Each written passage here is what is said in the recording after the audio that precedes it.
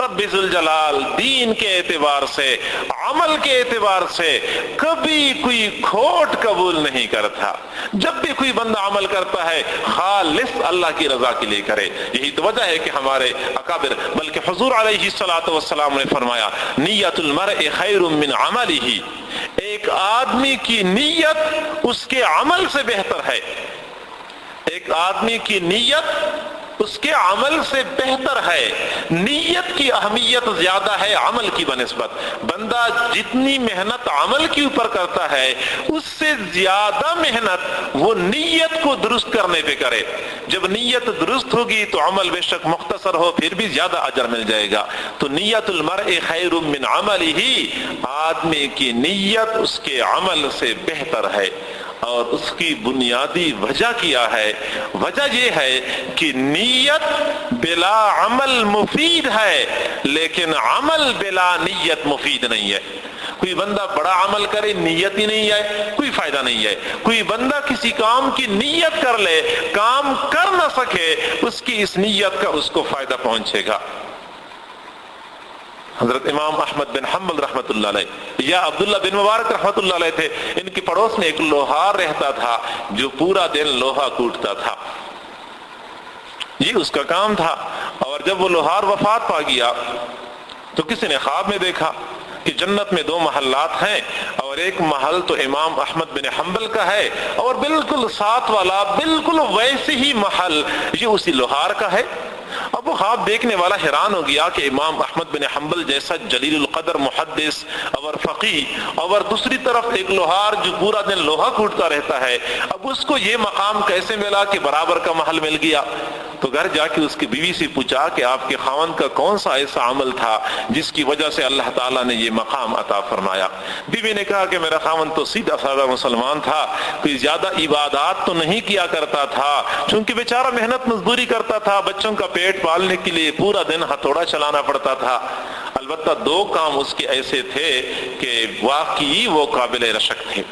ایک کام تو اس کا یہ تھا کہ جب وہ ہتھوڑا چلاتا تھا لوہا کوٹ رہا ہوتا تھا، اچانک مسجد سے آواز بلند ہوتی اذان کی تو یہ فوراً کام کاج چھوڑ کے مسجد کا رخ کر لیتا اور اس قدر اہتمام کیا کرتا تھا کہ اگر لوہا مارنے کے لیے ہتھوڑا اوپر اٹھایا ہوا ہے، اب اذان کی آواز آتی ہے تو ہتھوڑا لوہے کے اوپر مارنے کی بجائے سیدھا نیچے رکھتے تھے کہ نہیں اب مارنا جائز نہیں ہے، رکھ لیتے تھے، سیدھا مسجد کی طرف جایا کرتے تھے، تکبیر اولیٰ کا اور باجماعت نماز کا اس قدر اہتمام کیا کرتے تھے۔ اور دوسری بات یہ کہ جب رات کا وقت ہوتا تھا اور بستر پہ پہنچ جاتے اس وقت اللہ تعالیٰ سے دعا کرتے، مخاطب ہوتے، مناجات کرتے، اللہ میرے پڑوس میں تیرا نیک بندہ امام احمد بن حنبل رحمۃ اللہ علیہ پورا دن درس و تدریس کے بعد اس وقت آپ کے سامنے مصلی پہ کھڑا ہو گیا ہوگا اور وہ آپ کے ساتھ راز و نیاز میں مصروف ہوا ہوگا۔ اللہ میں پورا دن لوہا کوٹتا ہوں اور یہ میری مجبوری ہے، اس وقت میرا جسم میرا ساتھ نہیں دیتا، کاش کہ میرا جسم میرا ساتھ دیتا تو میں بھی امام احمد بن حنبل کی طرح آپ کے سامنے کھڑے ہو کے رات گزار دیتا۔ یہ وہ روزانہ حسرتیں کیا کرتا تھا، اسی حسرت کی بدولت پروردگار نے امام احمد بن حنبل کے برابر کا محل ان کو عطا کر دیا ہے۔ تو نیت عمل سے زیادہ اہمیت رکھتی ہے۔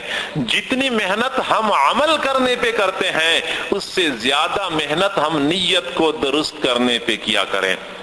اور پھر انہوں نے چوتھی نشانی بتائی الناس یدفنون ولا یعتبرون، دل کی سختی کی چوتھی نشانی یہ ہے کہ لوگ اپنے بھائیوں کو اپنے عزیز و اقارب کو دفناتے رہتے ہیں اور عبرت حاصل نہیں کرتے۔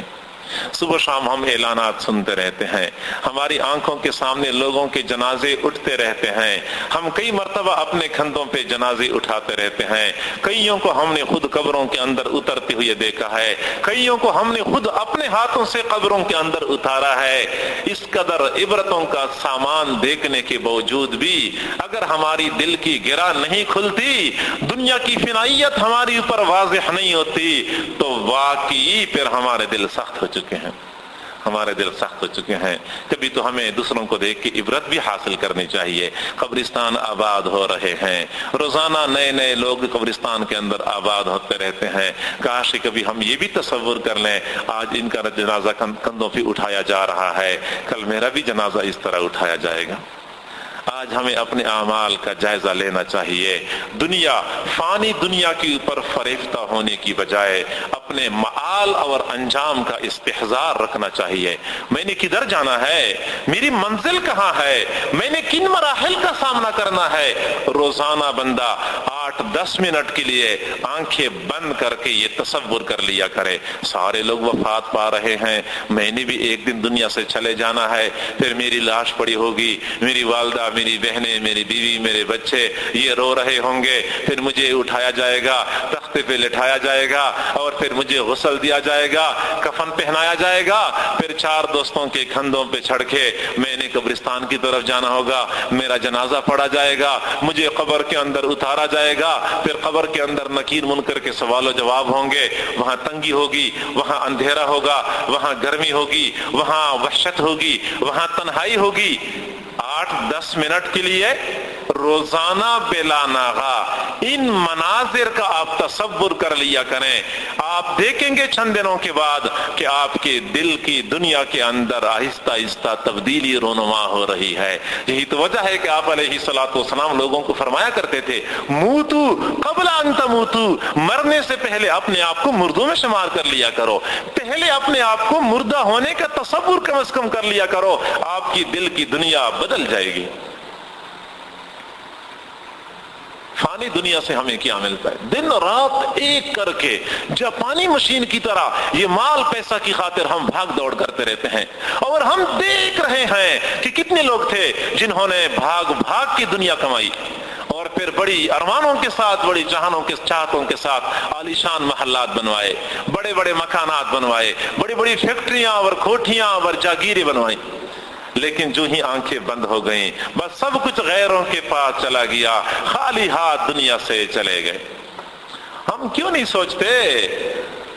آپ اندازہ لگائیں، ایک بندہ جب مکان بناتا ہے، ایک عام بندہ بیچارہ 30 سال پہلے لگا ہوتا ہے، کوشش کرتا ہے کہ میں زیادہ سے زیادہ پیسہ کما لوں. کئی مرتبہ نماز کا وقت اس کو نہیں ملتا، کئی مرتبہ شریعت کے حدود و حقوق کو پامال کر رہا ہوتا ہے، کئی مرتبہ حرام اور حلال کا فرق ختم کیے بغیر وہ کمانے کی کوشش کرتا ہے.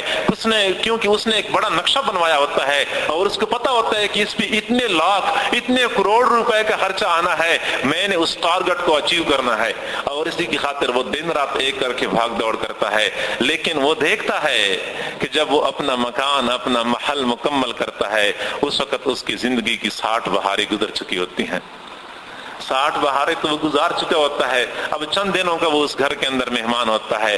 حقیقت یہ ہوتی ہے کہ وہ اپنے لیے تیار نہیں کر رہا ہوتا، وہ بعد میں آنے والوں کے لیے تیار کر رہا ہوتا ہے. حضرت سیدنا عمر بن الخطاب رضی اللہ تعالی عنہ کا زمانہ تھا. ان کو جو بیت المال سے وظیفہ ملتا تھا بالکل محدود اور مختصر ہوتا تھا. حالت یہ تھی کہ ایک کپڑا پہنتے تھے اور ایک ہی سوٹ ان کے پاس ہوتا تھا. جمعے کے دن جب سوٹ بدلنا، سوٹ دھلوانا ہوتا تھا، ایک چادر باندھ لیتے تھے، گھر کے اندر وہ سوٹ دھلوا لیتے تھے. جب وہ خشک ہو جاتا پھر اس کو پہن کے جمعہ پڑھانے کے لیے مسجد نبوی میں تشریف لایا کرتے تھے. اس انداز سے ان کی تنگ زندگی گزر رہی تھی. 2-3 صحابہ کرام نے باہمی مشورہ کر لیا کہ دیکھیں، پہلے تو چلو تنگی تھی، بیت المال میں مال پیسے کی کمی ہوتی تھی، اب تو الحمدللہ فتوحات کا دورہ ہے، غنیمت کا مال مختلف اطراف سے آ رہا ہے، بیت المال میں کسی قسم کی تنگی نہیں ہے، تو کیوں نہ ہم امیر المؤمنین کی وظیفے کے اندر اضافہ کر دیں، ہم ان کی وظیفے کے اندر اضافہ کر دیں. اب 2-4 بندوں نے مشورہ کر لیا اور پھر کہنے لگے ہاں واقعی ہونا چاہیے. ایک عام آدمی کی آمدنی زیادہ ہوتی ہے، امیر المؤمنین کی آمدنی تھوڑی ہے. تو انہوں نے ایک حد متعین کر لی کہ پہلے اتنے درہم ملتے ہیں، اب اتنے درہم مہینے کے ملا کریں گے. چونکہ ذی رائے حضرات تھے، بڑے حضرات تھے اور ان کی اس طرح رائے معتبر بھی تھی. لیکن عمر فاروق کو یہ بات کون کرے کہ ہم نے آپ کے وظیفے کے اندر اضافہ کیا ہوا ہے. किसी के अंदर जुर्रत ही नहीं थी कि वो अमीरुल मोमिनीन को ये बात अर्ज कर सके। हत्ता कि सबने सोचा कि उम्मुल मोमिनीन हजरत हफ्सा रज़ी अल्लाह तआला अन्हा ये अमीरुल मोमिनीन की बेटी हैं, जिस तरह अमीरुल मोमिनीन जुर्रत वाले हैं इस तरह हजरत हफ्सा भी जुर्रत वाली थी। रिवायात में आता है वकानत बिनतन ले अबीहा, हजरत हफ्सा अपने बाप की बेटी थी। हजरत हफ्सा अपने बाप की बेटी थी, यानी अपने बाप की